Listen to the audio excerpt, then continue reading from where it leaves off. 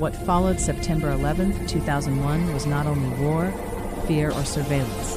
It was the birth of a new visual regime. Just a few years later, YouTube would emerge, not by coincidence, but by necessity. A platform born from the need to replay, to slow down, to dissect images that had already trained the global eye to consume catastrophe as spectacle. The attacks of 9/11 were the first truly planetary live event, a tragedy designed, intentionally or not, to be watched, repeated, fragmented, and shared. Television could no longer contain it. The image needed a new space. YouTube did not create the spectacle. It inherited it.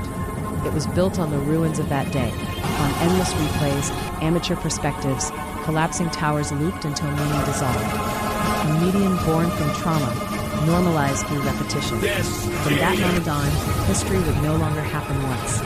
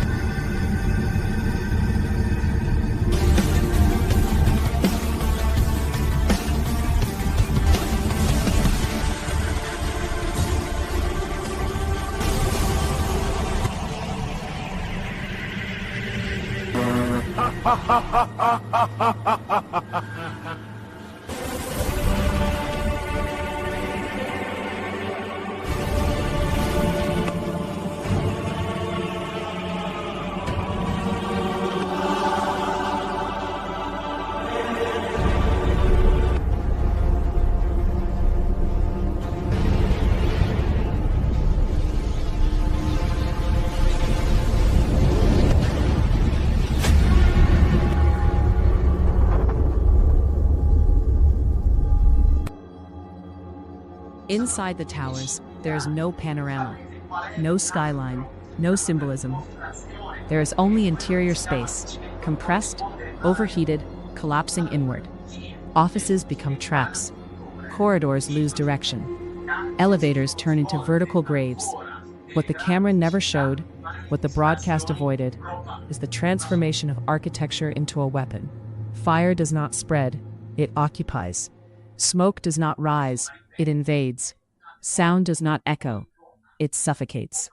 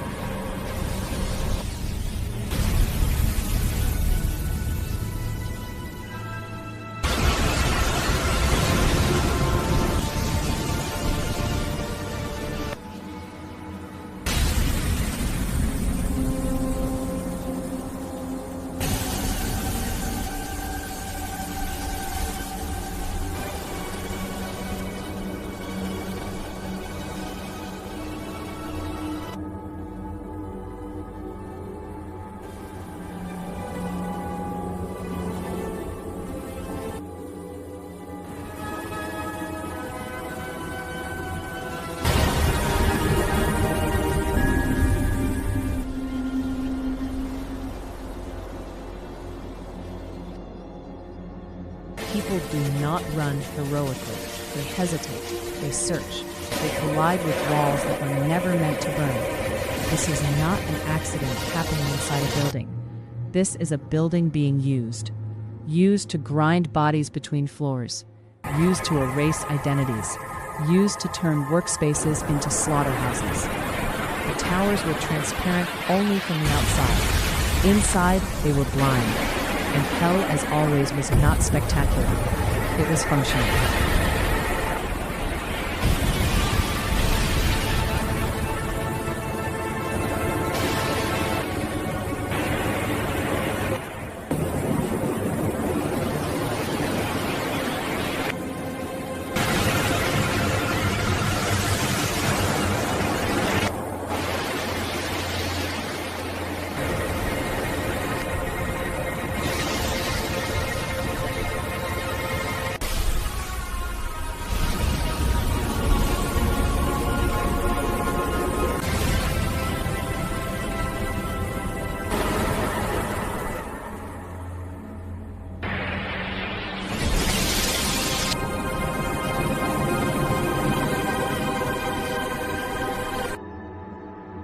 What the sky released that day looked like paper.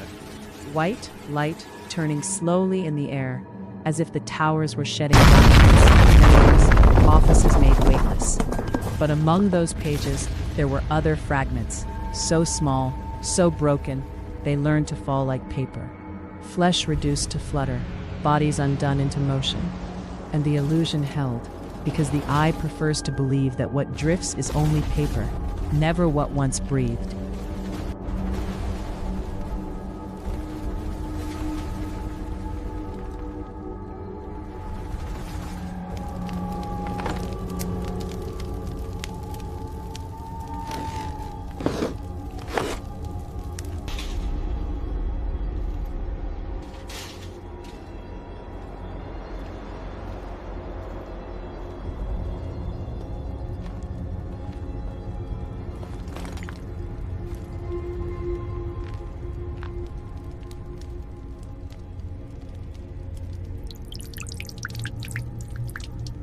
They were called towers, but that day they became sky.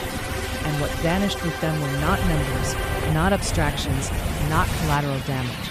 They were stars.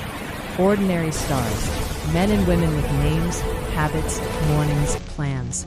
Lives that did not seek glory yet were consumed by history. When the towers disintegrated, they did not simply fall.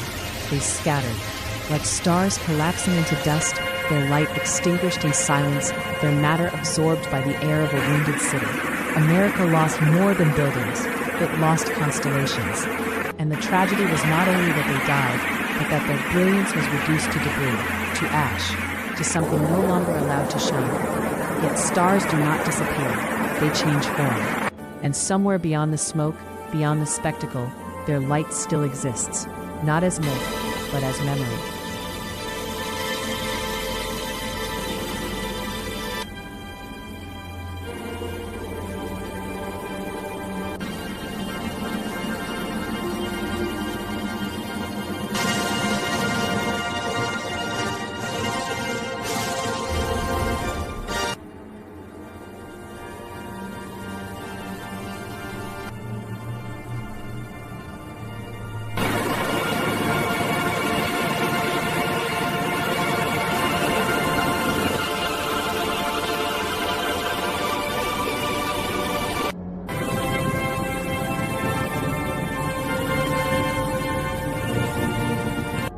In chaos, it is not only space that loses orientation. Humanity does. When meaning collapses, when direction dissolves, trust in man begins to erode, even in his most celebrated figures.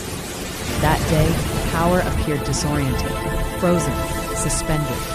George Bush was disoriented, in his body, in his gaze, in a silence that lasted too long. And the question is no longer only what happened. The question becomes, what are we meant to think of leadership when those meant to lead seem lost themselves? In the void left by the collapse, it was not only towers that fell. Confidence fell. The belief that someone, somewhere, was truly in control. And when power loses its orientation, Humanity is left alone inside the Mr. chaos. President, America is under attack. Mr. President, America is under attack.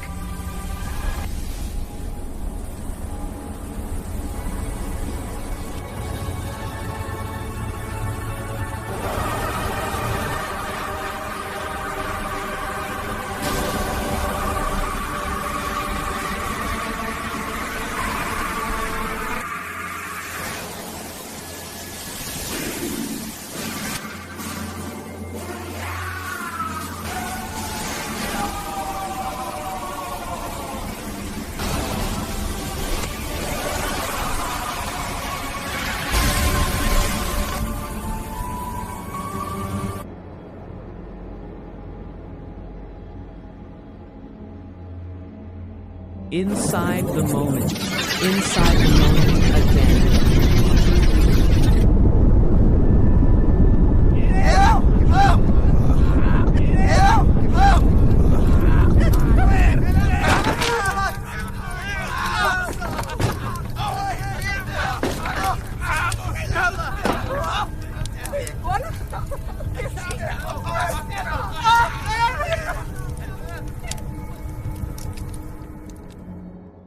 Elevators, symbols of efficiency, turn into shafts of terror.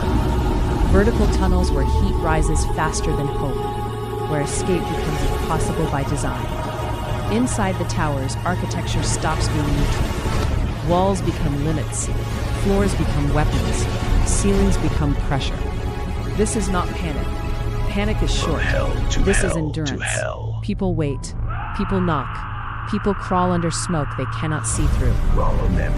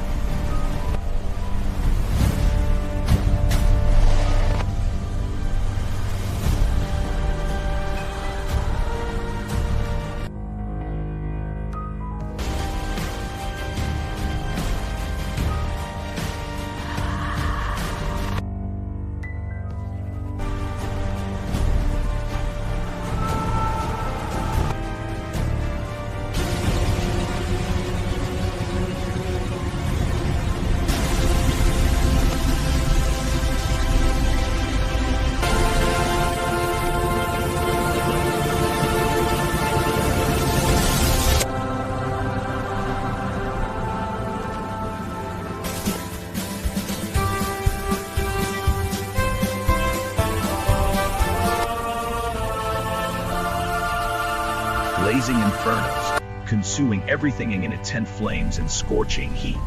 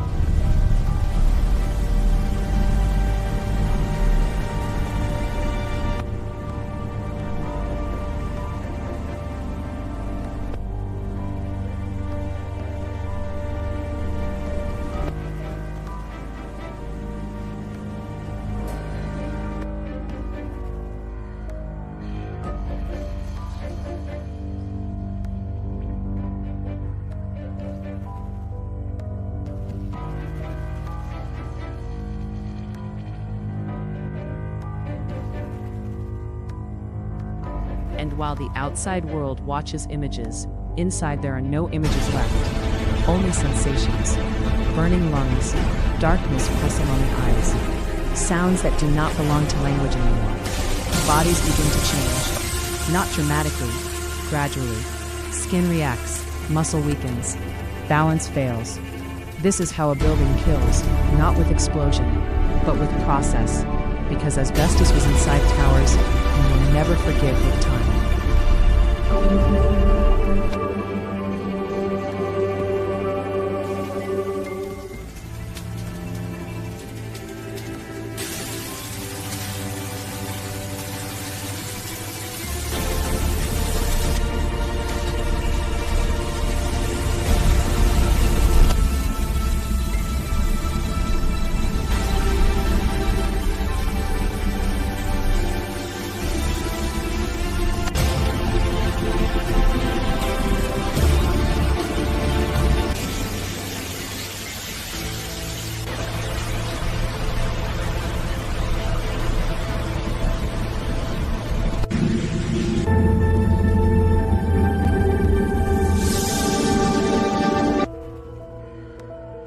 Every floor becomes a chamber. Every minute removes options. What history often forgets is that most victims did not die instantly. They endured. They endured heat. They endured waiting. They endured the understanding that help was not coming upward. The towers were not only struck, they were activated. Activated as systems of containment. Activated as machines of attrition. Activated to do what no weapon alone could do. Inside the towers, hell was not chaotic. It was organized, vertical, methodical, and invisible to those who kept watching from outside.